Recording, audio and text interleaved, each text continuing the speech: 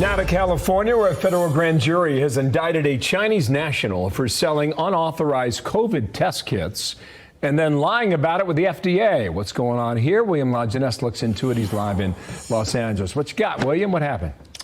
Well, this is one of the test kits that he is accused of selling, Bill. It says made in the USA here. The feds say not true, made in China, and they didn't work.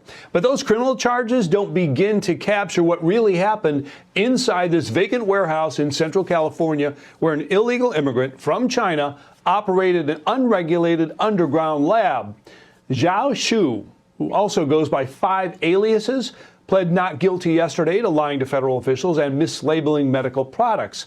But here's the lab when it was raided last year. Dozens of freezers hooked to illegal wiring, vials of blood, jars of urine, and 1,000 lab mice in soiled containers. Inspectors found refrigerators full of deadly viruses: COVID, chlamydia, E. coli, hepatitis, herpes, HIV, malaria, and Ebola.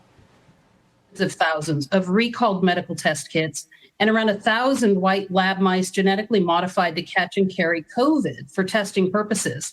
This was a true house of horrors, nestled next to an elementary school, a supermarket, a city hall, and a public water system. So Congress produced a report critical of the CDC and FDA for failing to regulate private labs.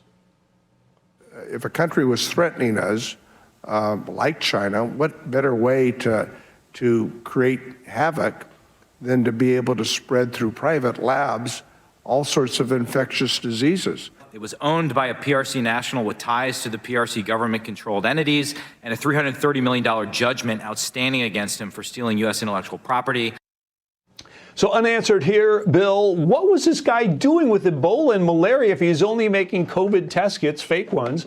And how many other private labs are out there containing lethal viruses that could cause the next pandemic? Well, intriguing story. Thank you, William. Stay on it for us. I know you will. Thank you, sir.